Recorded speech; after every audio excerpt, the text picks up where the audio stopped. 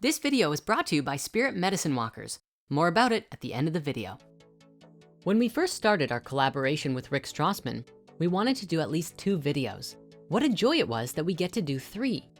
You see, while Rick's legendary DMT trials and book, The Spirit Molecule, are very well known, he actually has a second DMT book that is much less well known, DMT and the Soul of Prophecy. Now, of course, at Spirit Science, we do our best to balance spirituality and cutting edge research.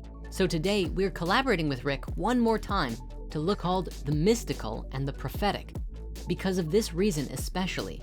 And at the end of this video, we'll share with you a bit more about this. Truly, it is just so critical for us to understand. When you have a mystical vision that seems to be of the future, what does that mean? Is it a prophecy, a potential, or just wishful thinking?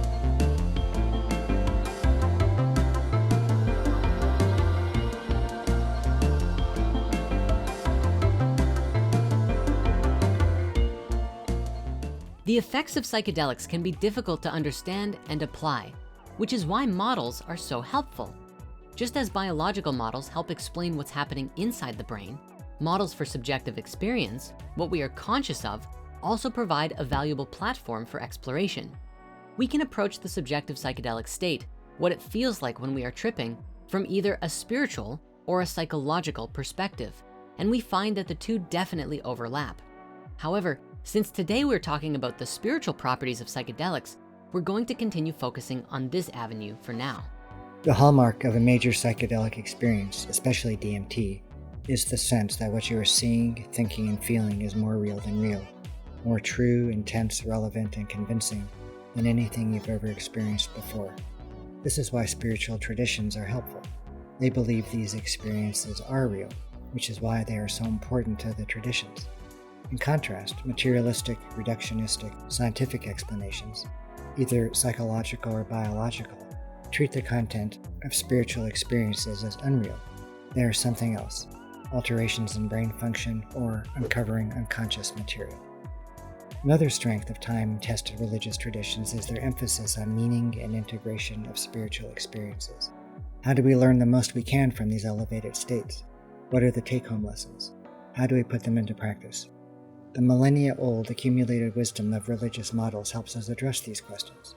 We don't have to reinvent the wheel every time we have a psychedelic experience, nor do we have to return to the psychedelic state every time we need answers.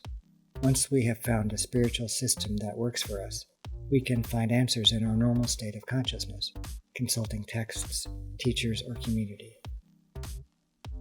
As far as spiritual models go, there are indigenous models, especially shamanism, which has the advantage of accepting the reality of the contents of the visions, including the spirit guides who frequently appear and play such an important role in healing and teaching. Eastern religions are another popular model here. Just look at one of the most popular early psychedelic handbooks that modeled itself after a centuries-old Buddhist text, The Psychedelic Experience, a manual based on the Tibetan Book of the Dead. Currently, there's one particular spiritual model that hasn't been associated or discussed in relationship to the psychedelic experience, at least not very often, in fact, very scarcely. And those would be the Western traditions, especially that we call Judeo-Christian. Many of us have rejected these religions, let alone even considered them in the first place as playing a role in our spiritual lives. This is usually because of how we perceive them being misused by unscrupulous people in order to gain power, fame, and wealth. Even worse are those who commit terrible acts justifying themselves through distorted readings of the Bible. Add to this our childhood experiences with these religions. No one answered our questions about the strange language and stories, laws, poetry, and wisdom. But now, as psychedelics bring us deeper into spiritual matters, how many of us as adults have actually looked carefully into what these traditions teach? The spiritual basis of both Judaism and Christianity is the Hebrew Bible, or Old Testament. And in my own research, I found that Hebrew Bible prophecy is an attractive alternative model to Eastern religious or nature-based shamanic ones for understanding and integrating our psychedelic experiences. The Hebrew Bible is a collection of 24 books, some dating back thousands of years. Most people today don't realize that the Hebrew Bible underlies most of Western civilization, including theology, politics, economics, ethics and morality, philosophy, law, and ritual. Many of our most common names today are biblical: Daniel and Isaac, Sarah and Ruth. Today, 1/2 of the world's population considers the Hebrew Bible its foundational spiritual text, clearly making it a powerful and enduring collection of books.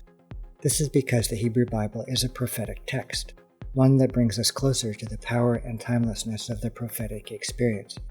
Why should we exclude ourselves from tapping its resources, especially if it can help us with our psychedelic journeys? Now, as we are entering the Hebrew Bible, please keep in mind that all translation is interpretation. There are many subtle differences in how translations treat specific words, and this affects the overall meaning of the text.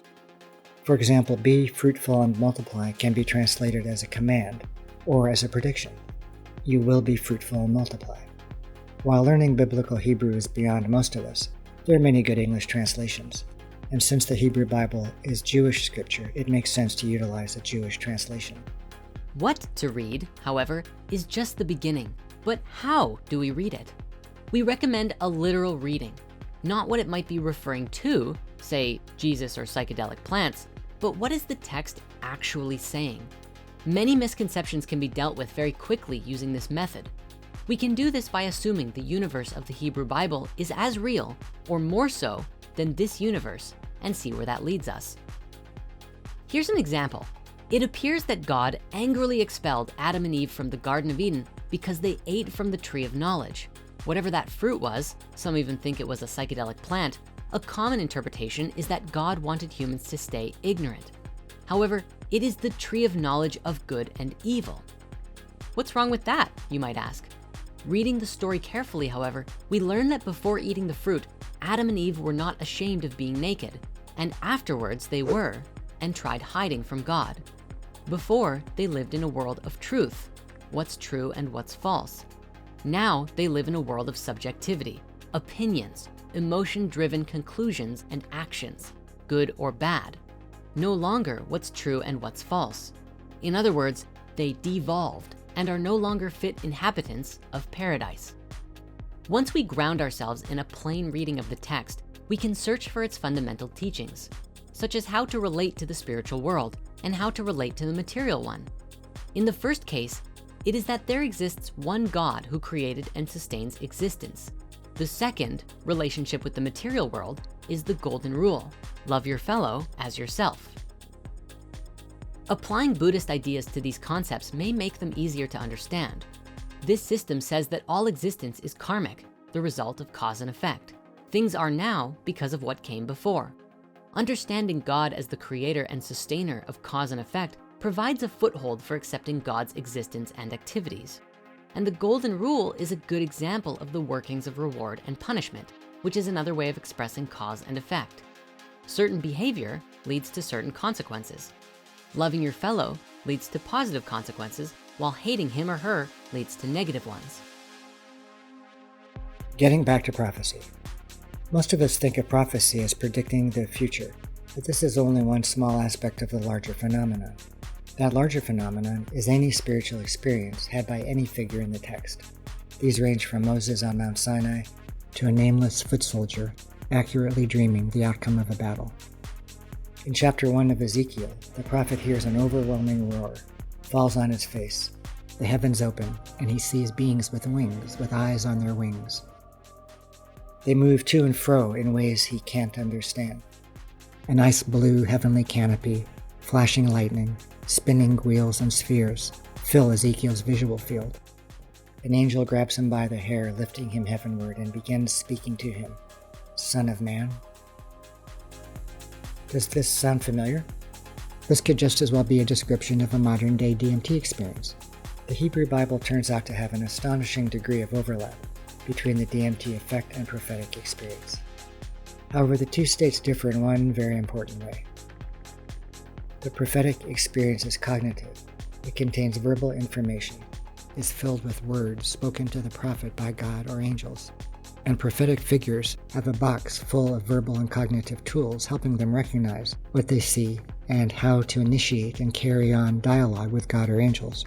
Just as important, they know how to communicate the prophetic message verbally to others. Today, the reigning scientific approach to spiritual experience is neurotheology, a bottom-up model.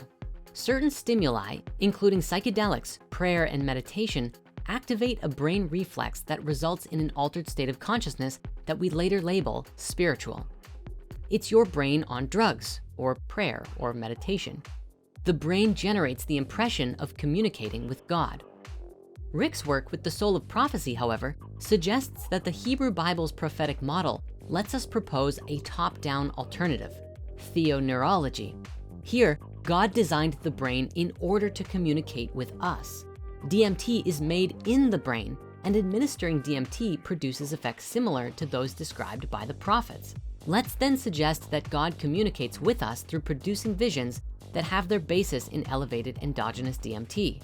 And the information the visions contain is determined by their source, an external divine being. While many seek for references to psychedelics in the Bible, the presence of endogenous DMT makes this unnecessary, and the text provides no evidence for the use of any intoxicant other than wine. Although some do suggest that there are hints or subtle references for some kind of psychedelics here and there, though that is not as definitive as we would like it to be. Once the prophet receives his or her visions, they must extract information from them. This requires a different part of the mind than where the visions and voices reside. This is the intellect, the rational function, our thinking faculties that deal with ideas, concepts, and words. So while DMT may mediate what we see, hear, and feel, it is the intellect, the thinking part of our mind, that must decipher what they mean. This is why study of the prophetic text is so important. If we recognize what we're seeing, possess a vocabulary and communication skills aiding our ability to relate with the beings, we are much further ahead than simply witnessing a train of images that confuse and baffle us. The Hebrew Bible is a prophetic text, just like Buddhist sutras are meditative texts. The Hebrew Bible is a record of prophetic experience, and just as studying sutras causes the mind to resonate with the mind of meditation, so does study of the Hebrew Bible cause our mind to resonate with that of prophecy, the source of the text. Even more intriguing is this idea. If psychedelics mimic elements of the prophetic experience, combining text study with psychedelic work may take us even further into prophecy-like realms. This is where our familiarity with the Hebrew Bible lessens the risk of false prophecy, keeps us grounded with its teachings and moral guidelines. It's not something we make up as we go along. Rather, we are stepping into a vast and powerful, deep and wide, thousands-of-year-old tradition that supports and guides us, both in the psychedelic state and afterwards. It's not an easy tradition to enter, however, and requires dedication and working with trained teachers, text study, and like-minded peers, just like Buddhism or shamanism. Thank you so much for coming on this journey with us. And please give a round of applause to Rick Strassman for his amazing work over the years and for joining us in these fun psychedelic episodes. Truly, the best way that you can support him and his research is by going and getting his books and spreading the word on his material. We hope this brief introduction to biblical prophecy and DMT stimulates your curiosity about this way of interpreting and integrating your psychedelic experiences. Good luck. We're all familiar with psychedelics in some way or another. Whether we've gone on a journey ourselves, heard stories from others, or just seen videos of people tripping balls during the 60s, the awareness of psychedelics is mainstream enough that most people are at least generally familiar with the subject. And while this is a great thing, it's also a big problem. Truth is, most people are only superficially aware of the deeper nature of psychedelics, what they are, how they work, what their value is, and even how to use them properly. Today, most people who use psychedelics don't have a proper education or understanding about what it is exactly that they're doing. And this is because, as far as the mainstream is concerned, psychedelics, such as psilocybin mushrooms or ayahuasca, are Schedule I drugs with no medicinal value, unless you're in Colorado or other countries where they're decriminalized or otherwise legal. But the challenge of a lack of education is something that is really hurting the psychedelic renaissance that we're finding ourselves just starting today.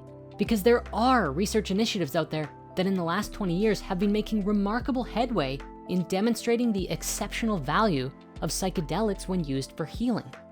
This includes, but is not limited to, being able to outright transform depression, anxiety, addiction to hard drugs and cigarettes, and improve overall quality of life. But only, and that's a big only, if they're used properly.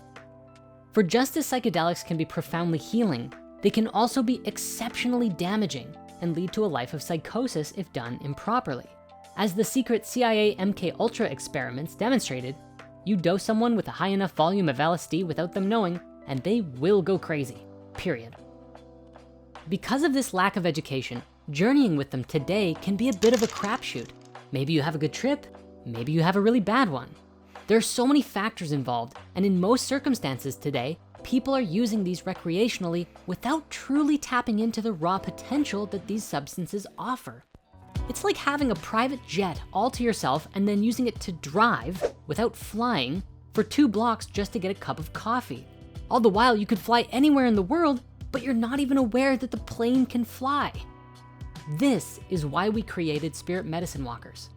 We've connected with shamans, scientists, mystics, and trained psychonauts who all have a history with not just psychedelics, but navigating mystical and altered states. And together we've created this 30+ hour-long masterclass experience to train you in everything you need to know about psychedelics and plant medicine healing and transformation.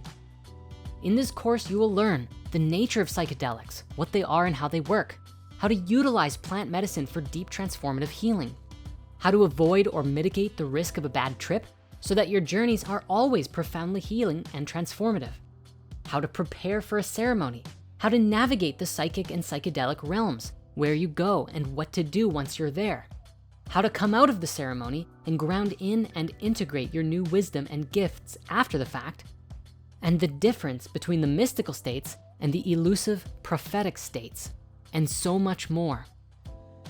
The intention here is to empower you with a greater understanding so that you will always have a definitive awareness around your psychedelic adventures, and even make sense of past experiences that may have left you feeling dizzy or confused. If you've ever had an interest in psychedelics, whether you're experienced in them or not, there's going to be something in here for you. Even if you're already an expert cosmonaut, this course is designed to help you take your understanding even further. Along with the full course, we also have a number of bonuses, including an exclusive interview with an ayahuasquera named Sarah from Rhythmia, who speaks on the path of the shaman, and a private Q&A with Dr. Rick Strassman, the father of modern psychedelic research. On top of all of that, I'll even personally show you how I created one of the most magical automated psilocybin mushroom grow kits I've ever seen. This course is normally listed at $500, but right now we wanted to honor where so many people were at due to the shifts in the economy in the world. So for a limited time, we're opening up a 30-day group transformational experience with this course for only $50, so that you can jump in, watch everything, go through all of the material, and we'll even have several group gatherings together to discuss the course material and go deeper into the wisdom that we're exploring together. You can use the link on this page to get access to the course now, and I'll see you on the inside. Toodles!